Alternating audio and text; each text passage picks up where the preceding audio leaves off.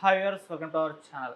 జగన్మోహన్ రెడ్డి గారు, షర్మిల గారు అండ్ విజయమ్మ గారు వీళ్ళ మధ్య ఆస్తుల వివాదం ఆ మధ్య ఎంత చర్చనీయాంశంగా మారిపోయిందో తెలుసు కదా. మళ్ళీ మరోసారి ఇప్పుడు ఇది వార్తల్లోకి రావడం చూస్తున్నాం. అంటే అటు జగన్మోహన్ రెడ్డి గారు, ఇటు విజయమ్మ గారు ఇద్దరు కూడా లా ట్రిబ్యునల్లో వాళ్ళ వర్షన్లు అయితే వినిపించారు. మరి వాళ్ళు ఏం చెప్తున్నారు, వాళ్ళ వాదనలు ఏంటి, దీన్ని ఏ విధంగా అర్థం చేసుకోవాలి, మరి ఇది ఎక్కడి వరకు వెళ్తుంది? ఇప్పుడు ఇదే అంశం మీద డిస్కస్ చేయడానికి ప్రజెంట్ మనతో పాటు సీనియర్ జర్నలిస్ట్ అరవింద్ కొల్లి గారు ఉన్నారు. వారిని అడిగి తెలుసుకునే ప్రయత్నం అయితే చేద్దాం. సో నమస్కారం సార్. నమస్తే. సార్, ఈ ఆస్తుల వివాదం బయటపడడం మొత్తం కూడా చర్చనీయాంశంగా మారిపోవడం, రాజకీయంగా ఈ జగన్మోహన్ రెడ్డి గారికి కొంత దెబ్బ కూడా పడ్డం మనం చూస్తాం. ఇప్పుడు మరోసారి ఇప్పుడు లా ట్రిబ్యునల్లో వాళ్ళ వర్షన్లు వినిపించారు జగన్మోహన్ రెడ్డి గారు, విజయమ్మ గారు. మరి వాళ్ళు ఏం చెప్తున్నారు, దాన్ని మిక్స్ చేసి చూస్తే మీకు ఏం అర్థం చేసుకోవచ్చు సార్? అంటే ఇది నేషనల్ కంపెనీ లా ట్రిబ్యునల్ ఏదైతే ఉందో దాన్ని అక్కడ సరస్వతి పవర్ విషయంలో వేసినటువంటి అఫిడవిట్ ఆధారంగా చూస్తున్నటువంటి చర్చ, ఇదంతా రాజకీయపరమైన చర్చ. అయితే ఒక కీలకమైన అంశం గమనించాలి. ఇక్కడ రాజకీయపరమైనటువంటి విభేదాలే కాకుండా ఇక ఈ కుటుంబంలో ఆర్థికపరమైనటువంటి ఆస్తులపరమైనటువంటి విభేదాలు ఉన్నాయి. అసలు రాజకీయపరమైన విభేదాలు రావడానికి ఆస్తులపరమైన విభేదాలే కారణం అనేది సుస్పష్టంగా అర్థమవుతుంది. ఓకే, అది కాస్త దానికి సంబంధించినటువంటి ఊహాగానాలు ఏవైతే ఉన్నాయో అవన్నీ ఆ స్టేజ్ దాటి ఇప్పుడు రియాలిటీకి వచ్చినాయి. ఇప్పుడు ఈ రియాలిటీలో పూర్తి స్థాయిలో అర్థమవుతుంది ఏంటి, ఈ కుటుంబం మధ్య ఉన్నటువంటి ఆర్థికపరమైనటువంటి భేదాలు రాజకీయపరమైనటువంటి భేదాలకి కారణమైంది అనేటటువంటి అంశం. రెండోది, రాజశేఖర రెడ్డి లెగసీ ఏదైతే ఉందో, రాజశేఖర రెడ్డి రాజకీయ వారసత్వం, దాన్ని క్లెయిమ్ చేసుకోవడానికి అంటే రెండు శిబిరాలుగా మారిపోయినటువంటి పరిస్థితి చూస్తున్నాం. ఈ రెండు శిబిరాలుగా మారిపోయినటువంటి పరిస్థితి క్రమంలో ఆ రాజకీయ వారసత్వం అంటే నిజంగా రాజశేఖర రెడ్డి అభిమానులుగా ఉన్నవాళ్ళు, రాజశేఖర రెడ్డి తోటి శైలైన వాళ్ళు, రాజశేఖర్ ద్వారా లబ్ధి పొంది విశ్వాసంగా ఉన్నటువంటి వాళ్ళు, వీళ్ళందరినీ కలిపి ఆలోచిస్తే మాత్రం ఒకటి అర్థమవుతుంది. ఈ దీంట్లో చీలికొచ్చేటటువంటి పరిస్థితి నుంచి మొదలుపెట్టి అసలు వీళ్ళందరి మధ్య ఒక గందరగోళం కూడా అర్థమవుతుంది. సరస్వతి పవర్ విషయంలో వేసినటువంటి అఫిడవిట్ని పరిశీలిస్తే ఇది కుటుంబ ఆస్తి కాదు, ఇది మా నాన్న నుంచి నాకు వచ్చినటువంటి ఆస్తి కాదు, నేను పూర్తిగా నా కోసం అంటే నేను సంపాదించిన దాన్నే ఈ ఆస్తి అనేది జగన్మోహన్ రెడ్డి ప్రస్తావన చేశారు. చేస్తూ నా చెల్లెలకి ఒక అఫెక్షన్ అండ్ లవ్ తోటి కొన్ని షేర్లు ఇచ్చాను, మా తల్లికి కొన్ని షేర్లు ఇచ్చాను, కాబట్టి అవి జరిగినటువంటి అగ్రిమెంట్ని క్యాన్సిల్ చేసుకునేటటువంటి షేర్ల బదిలీని క్యాన్సిల్ చేసేటటువంటి దిశగా అంటే ఆదేశాలు ఇవ్వమని ఎన్సీఎల్టీని నేను అడుగుతున్నాను. ఇవన్నీ చూస్తుంటే నాకు ఒకటైతే ఇక్కడ అనక తప్పదు. ఓకే, కుటుంబాల మధ్య వివాదం అనేది పక్కన పెట్టి ఒక కుటుంబంలోనే వివాదం రావడానికి ఆస్తులు ప్రధాన కారణం అవటం, ఆ ప్రధాన కారణమైనటువంటి ఆస్తులు రాజకీయపరమైనటువంటి విభేదాలకు కూడా కారణం అవటం కనిపిస్తుంది. బ్రీఫ్గా కాదు, డీటెయిల్గానే మాట్లాడుకున్నాను, ఇబ్బంది ఏం లేదు ఇక్కడ. అది ఇద్దరు బహిరంగ రహస్యమే.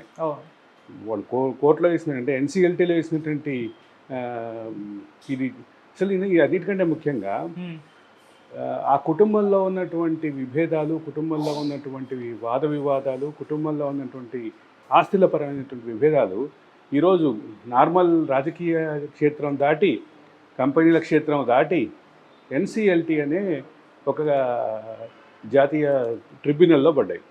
ఆ ట్రిబ్యునల్లో పడ్డే క్రమంలో రాజకీయాలు అన్నీ పోయినాయి. ఇప్పుడు అసలు కుటుంబంలో ఉన్నటువంటి వివాదంలోనే రెండు పక్షాలుగా విడిపోయి వాదాలను గట్టిగా వినిపిస్తున్నటువంటి పరిస్థితి ఉంది. ఈ పరిస్థితి మాత్రం అంటే ఆహ్వానించదగ్గదా, దీన్ని ఎట్లా చూడాలి అనేటటువంటి అంశంలో చాలా విభేదాలు అయితే ఉన్నాయి. ఓకే, అంటే అసలు ఒక కుటుంబంగా అంటే జగన్మోహన్ రెడ్డి 16 నెలలు జైలుకి వెళ్తే ఆ జైల్లో ఉన్నటువంటి క్రమంలో పార్టీని బలంగా నిలబెట్టినటువంటి వ్యక్తి అయినటువంటి షర్మిల, అంటే పాదయాత్ర ద్వారా పార్టీకి జవసత్వాలు ఇచ్చినటువంటి షర్మిల, ఊరూరా తిరిగి రాజకీయ ప్రచారం చేసినటువంటి విజయమ్మ ఈరోజు దూరం అయినటువంటి పరిస్థితి ఉంది.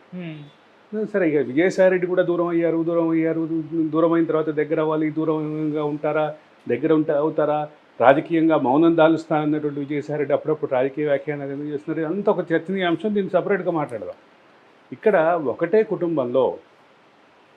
కుటుంబంలో ఉన్నటువంటి రాజకీయ విభేదాలు, కుటుంబ విభేదాలు ఈరోజు కంపెనీ ట్రిబ్యునల్ స్థాయికి వెళ్ళటం మాత్రం ఖచ్చితంగా ఆశ్చర్యకరంగానే చెప్పాలి. ఆహ్వానించదగ్గ పరిణామం అయితే కాదు. రాజశేఖర రెడ్డి లాంటి టవరింగ్ పర్సనాలిటీకి, రాజశేఖర రెడ్డి లాంటి ఒక టవరింగ్ లీడర్కి ఆయన కుటుంబంలో ఈ రకమైనటువంటి రాజకీయ విభేదాలని ఖచ్చితంగా ఆహ్వానించదగ్గ పరిణామం కాదు. అది రాజశేఖర రెడ్డి కుటుంబ స్థాయికి, రాజశేఖర రెడ్డి లాంటి టవరింగ్ పర్సనాలిటీ కుటుంబ స్థాయికి తగినటువంటి వివాదం కాదని చెప్పడం తప్పదు. ఓకే. ఒక పవర్ ప్రాజెక్టు అది రాజశేఖర రెడ్డి హయాంలోనే ప్రారంభమైనప్పటికీ అది నేను సొంతంగా సంపాదించిన డబ్బులతోటి ప్రారంభించాను అని జగన్ క్లెయిమ్ చేసుకోవటం, జగన్ ఆ రకమైనటువంటి అఫిడవిట్ వేయటం కానీ, లేదు అసలు ఇది రాజశేఖర రెడ్డి ఆస్తి అని, లేదా దీనిపైన తమకు పూర్తి స్థాయి హక్కులు ఉన్నాయి అని చెప్పేసి తమని రాజశేఖర రెడ్డి కుమారుడైనటువంటి జగన్మోహన్ రెడ్డి మోసం చేశాడు తమని అని చెప్పి రాజశేఖర రెడ్డి భార్య, రాజశేఖర రెడ్డి కుమార్తె కోర్టు అఫిడవిట్ వేయటం, ఇవన్నీ కలిపి చూస్తే గమనించాల్సిన అంశం ఏంటంటే ఈ గొడవని, ఈ వివాదాన్ని సింపుల్గా కుటుంబ వివాదంగా చూడలేము. రాజకీయపరమైన వివాదం ఉంది, ఆర్థికపరమైన వివాదం ఉంది. దీని యొక్క పద్ధతి విస్తృతి అయిపోయింది. ఈరోజు రాజశేఖర రెడ్డి కుటుంబంలో ఉన్నటువంటి విభేదాలు ఈరోజు రోడ్డున పట్టడానికి ఉన్నటువంటి ప్రధాన కారణాల్లో సరస్వతి పవర్ ఒకటి అనేది ఈ అఫిడవిట్ల యుద్ధం ద్వారా క్లియర్గానే అర్థమవుతున్నటువంటి విషయం. ఓకే సార్, ఫ్యామిలీని హ్యాండిల్ చేయడంలో జగన్మోహన్ రెడ్డి గారు ఫెయిల్ అయ్యారు అని అనుకోవచ్చు. అంటే ఇప్పుడు మనం చూస్తున్నాం ఎలా వర్షన్ మారిపోయిందంటే తల్లిని చెల్లిని బయటకు గెంటేస్తాడు, ఇంకా రాష్ట్రాన్ని ఏం చూస్తారు, రాష్ట్ర ప్రజల్ని ఏం బాగా చూసుకుంటారని ఎన్నికల్లో విమర్శలు ఖచ్చితంగా అది రాజకీయ అస్త్రంగా మారుతుంది అనేది మీ అభిప్రాయం. మీ అభిప్రాయంతో నేను పూర్తిగా ఏకీభవిస్తున్నా. దీనికి సంబంధించి కొంచెం ఎక్కువగా మాట్లాడదాం. అంటే ప్రతి రాజకీయపరమైనటువంటి కూటమికి, ప్రతి రాజకీయపరమైనటువంటి విభేదానికి, రాజకీయపరమైనటువంటి సఖ్యతకి, వీటన్నిటికీ వెనక ఆర్థికపరమైనటువంటి లావాదేవీలు ఉంటాయని కార్ల్ మార్క్స్ చెప్పినటువంటి వ్యక్తుల మధ్య ఆర్థిక సంబంధాలే తప్ప మరో సంబంధం ఉండదు అని, relation between man and man is the cash payment అంటాడు కార్ల్ మార్క్స్. అంటే ఒక సిగ్గు విడిచిన నగదు బంధం మాత్రమే ఉంది అనేది కార్ల్ మార్క్స్ భావన. దీంతో చాలామంది విభేదించవచ్చు. అంటే ఆప్యాయతలు, అనుబంధాలు వీటన్నిటిని ఎక్కడ ప్రస్తావించలేదు, మిగతా బంధాలను కార్ల్ మార్క్స్ దాన్ని ప్రస్తావించలేదు అని విమర్శలు చేసేవాళ్ళు ఉన్నారు ఖచ్చితంగా. అయితే వీటిని బేస్ చేసుకుని ఆలోచిస్తే ఇప్పుడు ఈ ఘటనను చూస్తే ఖచ్చితంగా రాజకీయపరమైనటువంటి సఖ్యతకి, రాజకీయపరమైన కూటములకి, రాజకీయపరమైనటువంటి విభేదాలకు కూడా ఇదే అప్లై అవుతుంది అనేటటువంటి సాధారణ సూత్రం అయితే కనిపిస్తుంది. ఈ సూత్రం ఆధారంగా చూస్తే మాత్రం ఖచ్చితంగా ఆ పార్టీలో రాజకీయపరమైన విభేదాలకి ఆవిడ బయటకు వచ్చి తెలంగాణలో ఒక రాజకీయ పార్టీ పెట్టి తర్వాత మళ్ళీ అక్కడికి వెళ్ళి కాంగ్రెస్ పార్టీలో చేరి రాజశేఖర రెడ్డి వారసత్వం, నిజమైన రాజకీయ వారసులం మేమే అని ఆవిడ క్లెయిమ్ చేసుకోవటం కానీ, ఆ రకమైనటువంటి ఆవిడ చూపిస్తున్నటువంటి వైఖరి కానీ, అదే సందర్భంగా కుటుంబంలో ఉన్నటువంటి విభేదాలు, కుటుంబానికి సంబంధించిన రాజశేఖర రెడ్డి కుటుంబంలోనే ఉన్నటువంటి అంతర్గత కుమ్ములాటలు అనేది అక్కడ వచ్చినటువంటి పదం